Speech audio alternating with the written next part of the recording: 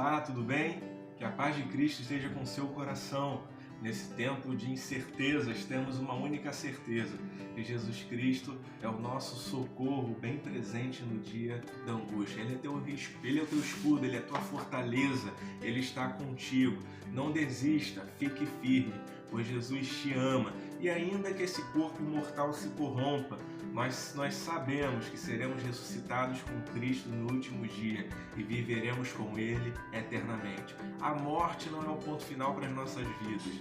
Não, a morte é apenas uma passagem para nós, pois temos uma viva esperança. Amém?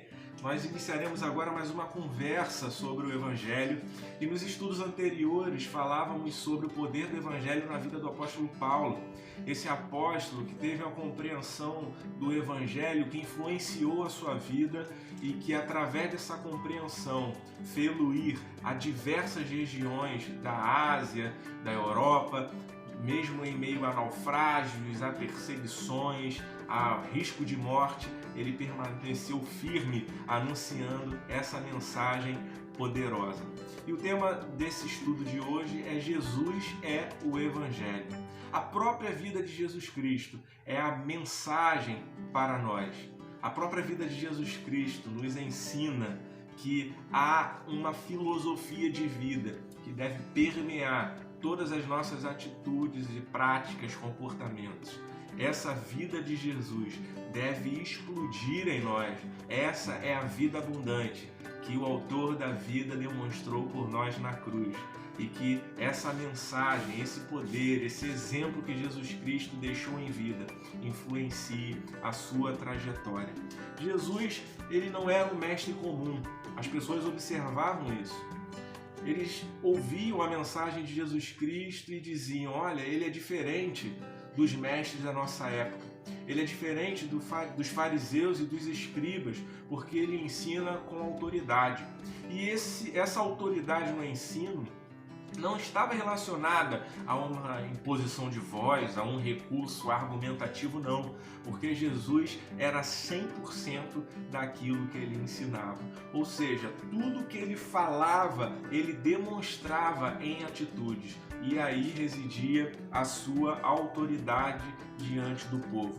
E eu gostaria de compartilhar um texto que é muito próprio para esse momento, para nós aprendermos esse exemplo de Jesus Cristo. Estamos chegando próximo à Páscoa, comemorando a ressurreição de Jesus Cristo. Eu gostaria de comentar o texto que está em João, capítulo 12, versículo 12, que fala sobre a entrada triunfal de Jesus em Jerusalém. O interessante é que chega um instante que uma grande multidão está seguindo Jesus. Por causa dos seus prodígios e sinais, várias coisas miraculosas aconteceram, coisas que as pessoas nunca viram antes, coisas de uma magnitude que era difícil de explicar, até de dizer aos outros. Jesus estava multiplicando pães, estava curando cegos de nascença, estava até ressuscitando pessoas. E no contexto imediato desse texto, fala sobre a ressurreição de Lázaro e como uma multidão testemunhou aquilo, souberam também pela boca de outros e agora estão procurando Jesus por todo lado, querendo segui-lo. E as autoridades da época, principalmente alguns fariseus e escribas, querem até matar o próprio Lázaro para que essa fama de Jesus Cristo fosse destruída. Mas a multidão continua a seguir Jesus. Mas será que a multidão entendia o que Jesus queria dizer? Será que ela compreendia os ensinamentos de Jesus? Será que ela sabia a missão que Jesus Cristo tinha? Dessa forma, eu gostaria que você também pensasse sobre isso. Porque assim como na época de Jesus, ele era uma figura contraditória e muitos tinham diversas opiniões e conceitos acerca dele, na atualidade também, nessa época de relativização ao extremo, nessa época onde muitos acreditam várias coisas, também as pessoas têm várias opiniões acerca de Jesus. Por isso nunca foi tão importante tecer um argumento, tecer um conceito sobre o Evangelho para que entendamos o que realmente Jesus quis fazer, o que realmente Ele quer para nós hoje. Então vamos ao texto. Capítulo 12 de João, versículo 12, diz assim: No dia seguinte, a numerosa multidão que viera à festa, tendo ouvido que Jesus estava de caminho para Jerusalém, tomou ramos de palmeiras e saiu ao seu encontro, clamando: Hosana, bendito que vem em nome do Senhor e que é Rei de Israel. E Jesus, tendo conseguido um jumentinho, montou-o, segundo está escrito: Não temas, filha de Sião, eis que o teu rei aí vem, montado em um filho de jumenta. Seus discípulos, a princípio, não compreenderam isto. Quando, porém, Jesus foi glorificado, então eles se lembraram de que estas coisas estavam escritas a respeito dele e também de que isso lhe fizeram. Dava, pois, testemunho disto à multidão que estivera com ele, quando chamara a Lázaro do túmulo e o levantara dentre os mortos. Por causa disso, também a multidão lhe saiu ao encontro, pois ouviu que ele fizera este sinal. De sorte que os fariseus disseram entre si: Vede que nada aproveitais, eis aí, vai o mundo todo após ele. A multidão tinha um clamor legítimo. Ela sofria a opressão e dominação do maior império do mundo, o Império Romano. Um império que, apesar de dar liberdade religiosa ao povo, liberdade de culto, ao mesmo tempo menosprezava o único Deus de Israel. Além disso, cobrava-se altos impostos do povo judeu, de modo que o povo clamava por uma solução, por algum libertador, por alguém que os livrasse dessa opressão econômica e política em que eles se encontravam. Além disso, o próprio rei dos judeus era uma piada, era totalmente corrupto e um servo do Império Romano. Somando-se a isso, ainda havia uma crise religiosa, porque muitos viam os fariseus, os escribas, o sumo sacerdote, e os sacerdotes como corrompidos, como pessoas que se desviavam do caminho do Senhor e agora estavam em corrupção.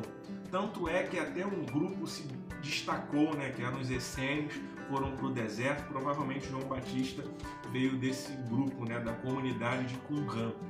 Mas o fato é que o povo estava clamando por um libertador. Tanto é que a palavra Hosana, em hebraico, significa salva-nos, acuda-nos, e no sentido de implorar, Rosh Ana, que significa salva-nos, nós imploramos, nós pedimos isso, nós rogamos, salva-nos. O interessante é que é legítimo, o povo queria realmente liberdade da corrupção, queria o fim da crise econômica, queria reaver a antiga glória de Israel, que eles observavam no reino de Davi, que houve uma grande expansão em que o rei Davi conquistou os povos ao redor, e a prosperidade vista também no reino de Salomão, prosperidade essa conhecida de todos os povos ao redor. Interessante que isso lembra alguma coisa a você? Lembra um pouco da nossa situação do Brasil. Corrupção, crise política, crise econômica.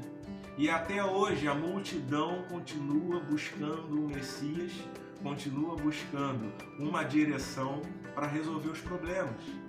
Muitos pretensos líderes da igreja também observaram isso e anunciam um evangelho da prosperidade. Vem aqui que você vai ter casa, um bom emprego, você vai ter saúde, você não vai ficar mais doente, pare de sofrer e tudo vai ser resolvido.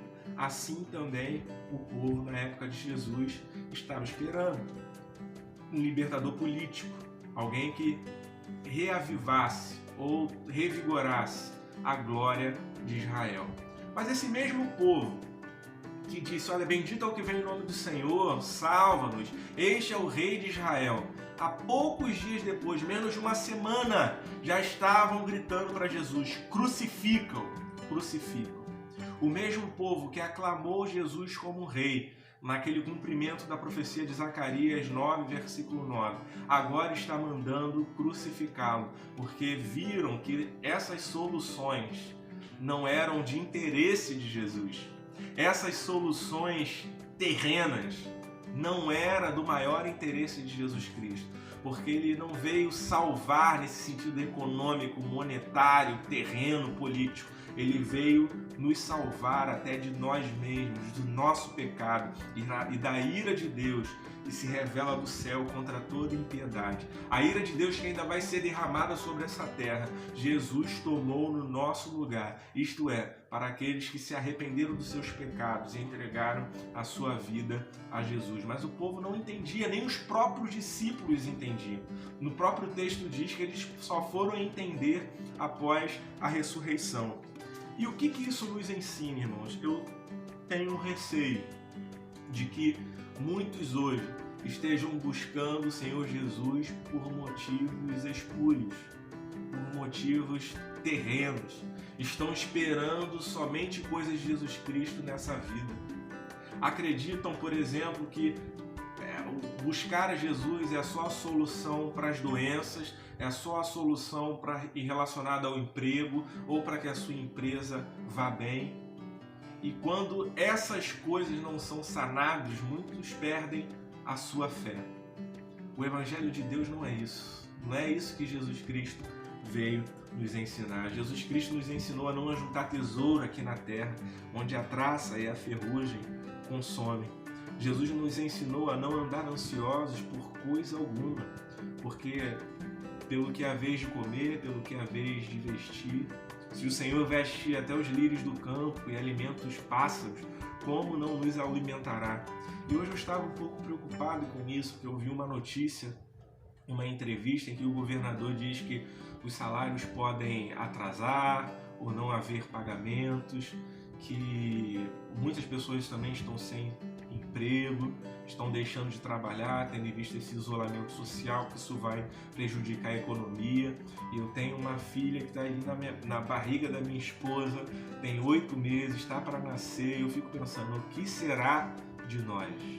Mas Jesus Cristo nos ensinou, confie, não andeis ansiosos por coisa alguma. Mas o que a gente mais vê na nossa atualidade são pessoas querendo juntar tesouros nessa terra, e a gente observa até a luxúria de líderes religiosos que andam aí de jatinho, que tem fazendas, que cobram dinheiro para pregar, e isso não é o evangelho do reino de Deus, não é o que Jesus ensinou, porque o evangelho não é fonte de lucro. Por isso, irmãos, nós temos que saber o que é o evangelho, e para saber o que é o evangelho, temos que olhar para Jesus, o que ele fez, o que ele ensinou, como ele andou. Porque muitas pessoas já perceberam que o que Jesus Cristo foi não está condizendo com a trajetória e com o comportamento daqueles que se dizem cristãos. Parece que Mahatma Gandhi disse alguma vez, né? Eu gosto muito do seu Cristo, mas não admiram os seus cristãos, ou seja, não admiram os seus seguidores. Porque nós, como seguidores de Cristo, muitas vezes não queremos andar, não queremos proceder, não queremos ter as práticas que Jesus Cristo teve. E isso é o Evangelho. Evangelho é a boa notícia de que pecadores podem chegar até Deus por meio da fé. E essa boa notícia é totalmente manifesta no comportamento de Jesus Cristo e o que ele fez por nós na cruz. Eu quero dizer, irmãos, que eu ainda tenho um receio, que ainda nós vivamos uma onda de secularização, de apostasia, de abandono da fé. Porque tem surgido, ultimamente no Brasil, líderes religiosos participando da política. E esses pretensos líderes estão abirrogando para si uma representatividade, como se eles representassem o povo de Deus. E está se menosprezando às vezes a ciência, o que a ciência descobre, ou os recursos que o Ministério da Saúde fala, as recomendações, ou a Organização Mundial da Saúde. E esses líderes têm tomado até atitudes um tanto quanto obtusas e ignorantes em relação à ciência. E muitos cristãos estão tomando essas pessoas como padrão, como paradigma para o seu comportamento. O meu receio é que, com o tempo, as pessoas olhem isso e falem assim, olha, a religião não deu resposta. A religião não trouxe a cura para o Covid-19. A religião não resolveu os problemas econômicos. Por isso, vamos viver o ateísmo, vamos viver a ciência. Irmãos, isso já aconteceu em outros lugares. Isso já aconteceu na Europa, uma onda de secularização, de apostasia, por causa, muitas vezes, de um evangelho, de uma compreensão do evangelho, da compreensão do que Jesus Cristo é, obtusa, obscura, cega, ignorante. E é provável, irmãos, que vivamos isso em breve, uma onda de secularização, de abandono da fé. Eu quero dizer para você que prosperidade o homem pode conseguir, o homem pode alcançar.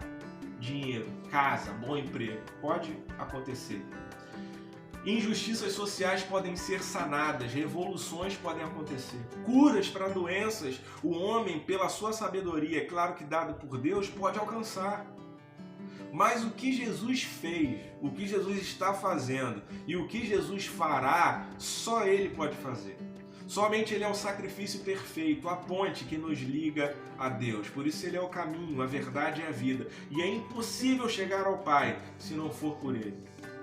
Somente Ele foi o sacrifício perfeito pelos nossos pecados. Somente Ele pôde comprar a vida eterna para nós. Somente Ele, através do seu sangue, nós fomos justificados, homens imperfeitos que mereciam a punição e a condenação eterna. Agora fomos tornados justos pelo sangue de Jesus Cristo.